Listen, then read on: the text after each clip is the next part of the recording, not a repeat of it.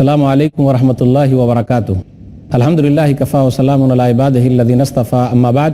औज़ु बिल्लाहि मिनश शैतानिर रजीम, बिस्मिल्लाहिर रहमानिर रहीम।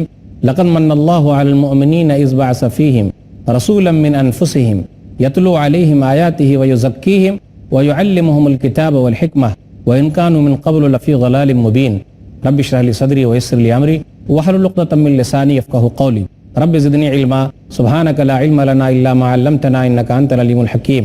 अल्लाहुम्मा सल्लि अला मुहम्मद व अला आलि मुहम्मद कमा सल्लैता अला इब्राहीम व अला आलि इब्राहीम इन्नका हमीदुम मजीद। अल्लाहुम्मा बारिक अला मुहम्मद व अला आलि मुहम्मद कमा बारकता अला इब्राहीम व अला आलि इब्राहीम इन्नका हमीदुम मजीद। मोहतरम नाज़रीन, पीस टीवी उर्दू की तरफ से हम आपकी खिदमत में एक अहम उन्वान लेकर हाजिर हुए हैं, जिसका उन्वान है बिखरता समाज। मोहतरम नाज़रीन, इस उन्वान के ज़रिए हम ये चाहते हैं कि हमारे समाज में जो बुराइयां फैली हुई है उस पर कंट्रोल हासिल हो जाए। मैंने जो आयत आपके सामने पढ़ी है वह है सूरह आल इमरान, सूरह नंबर 3, आयत नंबर 164। तो आज की नशिस्त में हम ये बात करेंगे गुनाहों की हकीकत। मोहतरम नाज़रीन, जब हम अपने समाज की तरफ नज़र दौड़ाते हैं तो हमें ये लगता है कि हमारे समाज के अंदर एतिक़ादी बिगाड़ है। लोग अल्लाह ताला के बारे में तरह तरह की गलत फहमियों के शिकार हैं, शिर्क करते हैं, बड़े शिर्क में मुब्तला हैं, बड़े गुनाह कर रहे हैं, छोटा शिर्क करते हैं। हमारे समाज के अंदर कुछ लोगों ने अल्लाह को छोड़कर किसी और को अपना मुश्किल कुशा मान लिया है, हाजत रवा मान लिया है। वो ये कहते हैं परेशानी दूर कोई और भी कर सकता है। जी नहीं, परेशानी दूर करने वाला अल्लाह, मुसीबतों को ख़त्म करने वाला अल्लाह, औलाद देने वाला अल्लाह, अमीरों को नवाजने वाला, गरीबों को नवाजने वाला, बंदों को नवाजने वाला अल्लाह ताला है। तो हमारे समाज के अंदर एतिक़ाद में भी ख़राबी पैदा होती जा रही है, जिसकी वजह से हमारे समाज में बदलाव आता जा रहा है, बुराइयां बढ़ती चली जा रही है। तो ये है एतिक़ाद के अंदर बिगाड़। और भी बहुत सारे बिगाड़ हैं हमारे समाज के अंदर। अमली बिगाड़ भी है, नमाज से दूरी है, रोज़े नहीं रखते हैं, हम कैसे मुसलमान हैं। फिर इसी तरह हमारे समाज के अंदर समाजी बुराइयां भी फैलती जा रही है, उस पर रोक लगनी चाहिए। ज़िनाकारी है, सूदखोरी है, लिवातत है, बदअहदी है, किसी से वादा करते हैं हम उसको पूरा नहीं कर रहे हैं। तो दिन ब दिन बुराइयां बढ़ती चली जा रही है। तो इस सीरीज़ के ज़रिए, बिखरता समाज के ज़रिए, नीयत हमारी यही है कि हमारा समाज मिसाली समाज हो जाए, हमारा समाज अच्छा समाज हो जाए, हमारी सोसाइटी अच्छी सोसाइटी हो जाए, हमारा मुआशरा अच्छा मुआशरा हो जाए। आप गौर कर लीजिए, जब नबी सल्लल्लाहु अलैहि वसल्लम दुनिया में आए, अल्लाह रब्बुल आलमीन का कितना बड़ा एहसान है कि हम लोगों को नबी सल्लल्लाहु अलैहि वसल्लम की उम्मती बनाया है। तो अल्लाह ताला ने नबी सल्लल्लाहु अलैहि वसल्लम के ज़रिए अपने दीन इस्लाम को मुकम्मल कर दिया, और नबी सल्लल्लाहु अलैहि वसल्लम ने पूरी मेहनत के साथ लोगों तक अल्लाह के पैगाम को पहुंचा दिया है। उस वक्त अरबों के हालात क्या थे? शायर कहता है, चलन उनके जितने थे सब वहशियाना, चलन उनके जितने थे सब वहशियाना, हर एक लूट और मार में था यगाना, फसादों में कटता था उनका ज़माना, न था कोई कानून का ताज़ियाना। वो थे क़त्ल गारत में चालाक ऐसे, दरिंदे हो जंगल में बेबाक जैसे। नबी सल्लल्लाहु अलैहि वसल्लम ने मेहनत की, नबी सल्लल्लाहु अलैहि वसल्लम ने उनको बनाया। जो बिगड़े हुए थे, शराबी थे, कबाबी थे, जुआरी थे, 360 बुतों को पूजने वाले थे, यानी समाज के अंदर बिगाड़ था, खराबी थी। और नबी सल्लल्लाहु अलैहि वसल्लम ने जब मेहनत की, उनका सफाया किया, उनको अच्छा बनाया, अब वही लोग इस तरीके से सही हो गए कि दूसरों के लिए नमूना बन गए, उसवा बन गए। वो समाज मिसाली समाज हो गया, अच्छा समाज हो गया, बेहतरीन ख़ानदान बन गया। ख़ानदान बिखरा हुआ था, अच्छा हो गया। तो हमारे समाज के अंदर मुख्तलिफ़ किस्म की खराबियाँ हैं। सुधार उसी तरीके से मुमकिन है जिस तरीके से नबी सल्लल्लाहु अलैहि वसल्लम ने किया है। अल्लाह ताला क्या फरमाता है? लक़द मन्नल्लाहु अलल मुअमिनीना इज़ बअसा फ़ीहिम रसूलन मिन अनफुसिहिम यतलू अलैहिम आयातिहि व युज़क्कीहिम व युअल्लिमुहुमुल किताब वल हिकमह व इन कानू मिन क़ब्लु लफ़ी ज़लालिम मुबीन। सूरह आल इमरान, सूरह नंबर 3, आयत नंबर 164। کہ اللہ تعالیٰ نے مومنوں پر احسان جتلایا کہ انہی میں سے ایک رسول کو بھیجا جو ان پر اللہ تعالیٰ کی آیتیں تلاوت کرتے ہیں، جو لوگوں کا تزکیہ کرتے ہیں، کتاب اور حکمت کی باتیں سمجھا رہے ہیں، جبکہ اس سے پہلے لوگ کھلی ہوئی گمراہی میں تھے۔ جب نبی صلی اللہ علیہ وسلم نے تزکیہ کر دیا، ان کو اچھا بنا دیا، تو یہ لوگ دوسروں کے لیے نمونہ بن گئے۔ خود نہ تھے جو راہ پہ اوروں کے ہادی بن گئے، خود نہ تھے جو راہ پہ اوروں کے ہادی بن گئے، کیا نظر تھی جس نے مردوں کو مسیحا کر دیا۔ تو نبی صلی اللہ علیہ وسلم نے ان لوگوں کو بنایا ہے، اچھا کیا ہے۔ یہاں اس آیت کے اندر ایک چیز سمجھانا زیادہ اہم ہے کہ یہ آیا رسول من انفسہم، انہی میں سے رسول کو بھیجا۔ آپ ذرا غور کر لیجئے، اگر رسول اللہ صلی اللہ علیہ وسلم بہترین بشر ہیں، ویسا بشر کسی ماں نے نہ جنا ہے، نہ قیامت کی صبح تک جن سکتی ہے۔ وہ ایک ہی بشر ہیں، اکیلے ہیں، خوبصورت ہیں، خوبصیرت ہیں۔ میں سے کا معنی یہ ہے کہ انہی میں سے۔ مثال کے طور پر ہفتے میں 7 دن ہوتے ہیں، جمعہ کا دن کافی اہم ہے، لوگ بھیڑ لگا لیتے ہیں، نماز پڑھتے ہیں، لیکن جمعہ کا دن بھی دنوں میں سے ہے، لیکن مقام و مرتبہ اس کا کافی اونچا ہے۔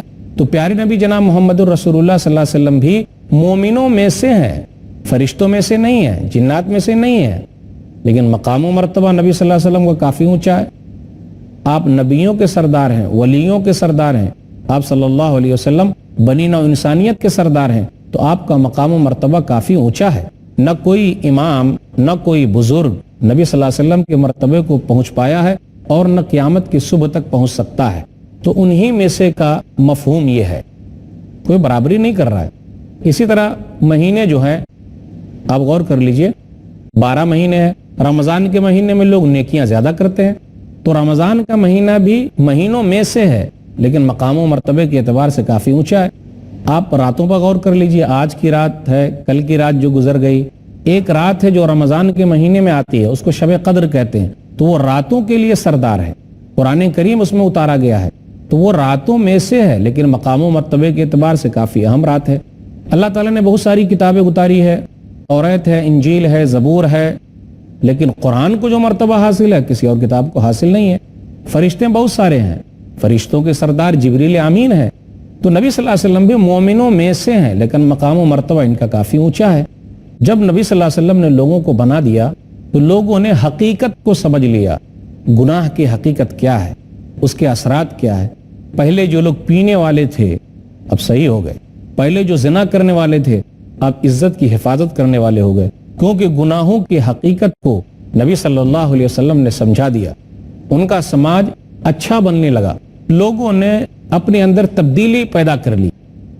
اب غور کیجئے، نیک لوگوں کی صفت بیان کرتے ہوئے اللہ نے کہا، سورہ ال عمران سورہ نمبر 3 آیت نمبر 135، والذین اذا فعلوا فاحشۃ او ظلموا انفسهم ذکروا اللہ فاستغفروا لذنوبهم ومن یغفر الذنوب الا اللہ ولم یصروا علی ما فعلوا وهم یعلمون۔ جب ان لوگوں نے کوئی غلط کام کیا، ان سے گناہ سرزد ہو گیا، یا انہوں نے اپنے نفس کے اوپر ظلم کیا، تو ان لوگوں نے اللہ کو یاد کیا، استغفار کیا، اللہ کے سامنے اپنے گناہ کو رکھا، توبہ استغفار کیا، تو اللہ تعالیٰ نے ان کے گناہوں کو معاف کر دیا۔ وہ لوگ غلطی پر اصرار نہیں کرتے۔ تو نیک لوگ جب سمجھ جاتے ہیں، اچھے لوگ جو سمجھ جاتے ہیں، تو گناہ پر گناہ کرتے نہیں جاتے، اصرار نہیں کرتے، لگاتار وہی کریں ایسا نہیں ہے، بلکہ وہ گھبرا جاتے ہیں، سمجھ جاتے ہیں۔ اور نیک لوگوں کے واقعات سے ہماری تاریخ بھری پڑی ہے۔ صفت الصفوہ ابن جوزی رحمۃ اللہ علیہ کی کتاب ہے، اس کو آپ اگر پڑھیں گے تو آپ کو بہت سارے لوگوں کے واقعات ملیں گے کہ ان لوگوں نے اپنی زندگی کو کس طریقے سے بنایا اور برائیوں سے اپنے آپ کو روکے رکھا۔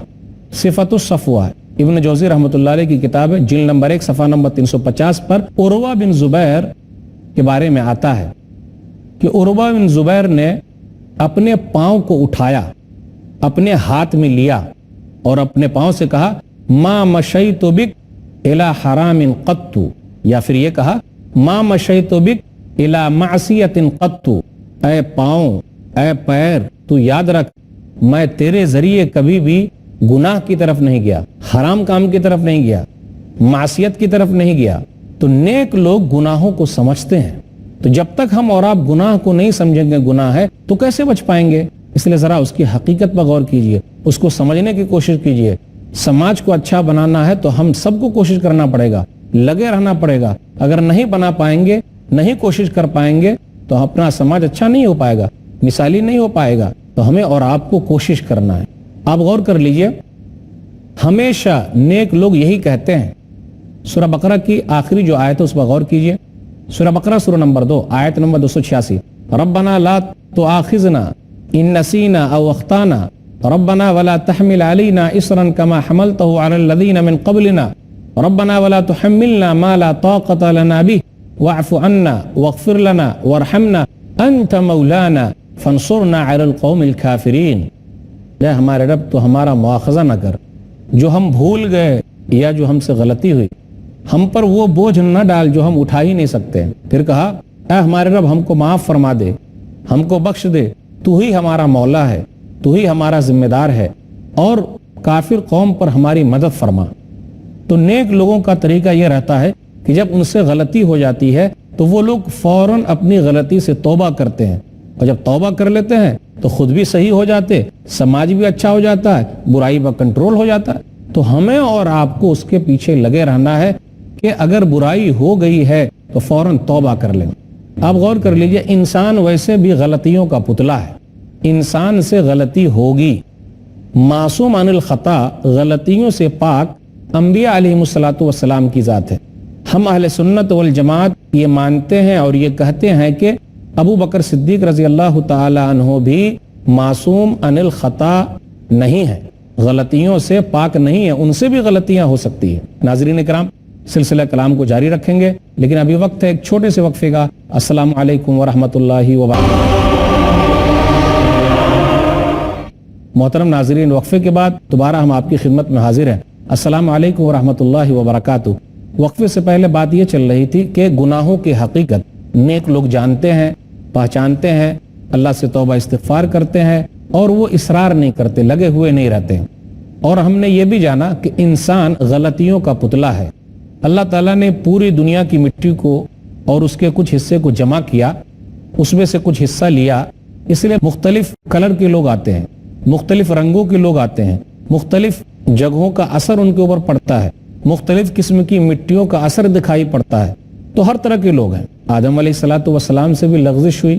آپ غور کر لیجئے, بات جو چل رہی تھی, میں نے یہ کہا تھا کہ غلطیوں سے پاک, معصوم عن الخطا, غلطیوں سے پاک, کوئی غلطی ہی نہ ہو. ہاں, بھول چک ایک الگ بات ہے, لغزش ایک الگ بات ہے, لیکن جان بوجھ کر غلطی کرنا اور غلطی کرنے کو صحیح سمجھنا اور یہ سمجھنا کہ ان سے غلطی نہیں ہوتی. تو کچھ لوگ ہیں جو یہ تصور کرتے ہیں کہ انبیاء علیہم الصلوۃ والسلام کے علاوہ بھی کچھ لوگ ہیں جن سے غلطیاں نہیں ہوتی. جی نہیں, ہم اہل سنت والجماعت یہ مانتے ہیں کہ ابو بکر صدیق رضی اللہ تعالی عنہ, جو ہم اہل سنت والجماعت کے پہلے خلیفہ ہیں, معصوم عن الخطا یعنی غلطیوں سے پاک نہیں ہے, ان سے بھی غلطی ہو سکتی ہے. پھر اسی طرح ہم اہل سنت والجماعت یہ مانتے ہیں اور یہ کہتے ہیں کہ ہم اہل سنت والجماعت کے دوسرے خلیفہ عمر بن خطاب رضی اللہ تعالیٰ عنہ معصوم عن الخطا, غلطیوں سے پاک نہیں ہے. ہم اہل سنت والجماعت یہ کہتے ہیں کہ ہمارے تیسرے خلیفہ حضرت عثمان غنی رضی اللہ تعالیٰ عنہ معصوم عن الخطا, غلطیوں سے پاک نہیں ہے, ان سے بھی غلطی ہو سکتی ہے. ہم اہل سنت والجماعت یہ کہتے ہیں کہ ہم اہل سنت والجماعت کے چوتھے خلیفہ حضرت علی رضی اللہ تعالیٰ عنہ, ان سے بھی غلطی ہو سکتی ہے, وہ معصوم عن الخطا نہیں ہے, غلطیوں سے پاک نہیں ہے.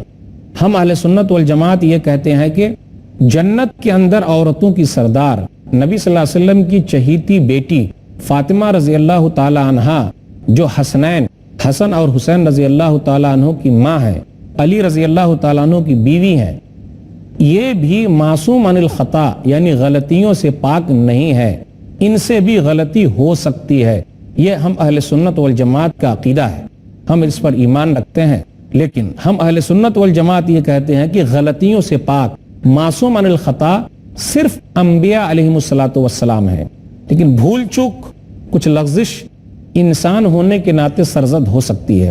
ایک حدیث پر غور کر لیجئے, سنن ترمذی کتاب تفسیر القرآن کتاب نمبر 44 حدیث نمبر 3076, ابو ہریرہ رضی اللہ تعالیٰ عنہ کہتے ہیں کہ نبی صلی اللہ علیہ وسلم نے فرمایا, لما خلق اللہ آدم, جب اللہ تعالیٰ نے آدم علیہ الصلوۃ والسلام کو پیدا کیا تو ان کی پیٹھ پر ہاتھ پھیرا, تو ان کی پیٹھ سے وہ لوگ سب نکل گئے جو قیامت کی صبح تک آنے والے ہیں. وہاں اللہ تعالیٰ نے سب کو پیدا کر دیا.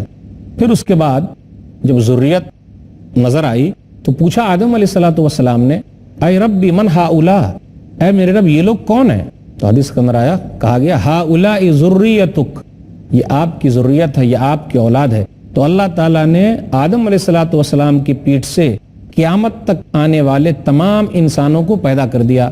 اسی درمیان میں ایک آدمی کو دیکھا آدم علیہ السلام نے، بڑے خوبصورت ان کو لگے، اچھے لگے. تو آدم علیہ السلام نے کہا اے میرے رب یہ کون ہے؟ تو کہا یہ آپ کی امتی میں کا ایک آدمی ہے جس کا نام داؤد ہے. تو آدم علیہ السلام نے پوچھا مجھے یہ کہا جائے کہ ان کی عمر کتنی ہوگی؟ تو کہا 60 سنہ، 60 سال کے ہوں گے یہ. تو آدم علیہ السلام نے کہا کہ میری عمر کتنی ہوگی؟ تو ان کو بتایا گیا. تو آدم علیہ السلام نے کہا کہ میری عمر میں سے 40 سال ان کو دے دیا جائے، میری عمر میں سے 40 سال ان کو دے دیا جائے. جب آدم علیہ السلام کا وقت آیا، روح قبض کرنے کے لیے ملک الموت آئے، فرشتے آئے، روح قبض کرنے لگے. تو آدم علیہ السلام نے فرشتے سے کہا میرا وقت پورا ہو گیا کیا؟ بولا ہاں آپ کا وقت تو پورا ہو گیا، کیونکہ آپ نے اپنی عمر میں سے 40 سال حضرت داؤد کو دے دیا ہے. تو وہاں اس کے اندر آیا حدیث میں فجہد آدم فجہدت ذریتہ ونسی آدم ونسیت ذریتہ وخطی آدم وخطیت ذریتہ. نبی صلی اللہ علیہ وسلم نے فرمایا تو وہاں آدم علیہ السلام کو یاد ہی نہیں رہا کہ جی میں نے اپنی عمر کا 40 سال جو ہے ان کو دے دیا ہے، اپنی عمر کے 40 سال ان کو عطا کر دیا کہ داؤد علیہ السلام لے لیں، ان کو دے دیا جائے. تو انکار کیا، تو ان کی ذریت نے انکار کیا. نبی صلی اللہ علیہ وسلم فرماتے ہیں آدم علیہ السلام بھولے تو ان کی ذریت بھی بھول گئی، اولاد بھی بھول گئی، لوگ بھی بھول گئے. وخطی آدم علیہ السلام نے غلطی کی تو لوگ بھی غلطی کیے. تو اس حدیث سے یہ پتہ چلتا ہے کہ لغزش انسان ہونے کے ناطے ہو سکتی ہے، اس کا احتمال ہے. آپ غور کر لیجئے، آدم علیہ السلام کی غلطی، اللہ نے کہا تھا نا آپ رہیے جنت میں، حوا بھی جنت میں رہیں، آرام سے کھائیں، عیش کریں. لیکن یاد رکھیے گا ہمارا گھر، ہم انسان کا گھر کہاں ہے؟ جنت ہے. ہمارے ابا کا گھر وہاں ہے، ہماری امی کا گھر وہیں ہے. تو ہم سب کا بھی گھر وہی ہے. ہم سب کو اس کے لیے کوشش کرنا ہے، لگے رہنا ہے. کون سی بھول چوک ہو گئی اس پر غور کر لیجئے. سورہ اعراف سورہ نمبر 7 آیت نمبر 20 سے 23 تک پڑھیے.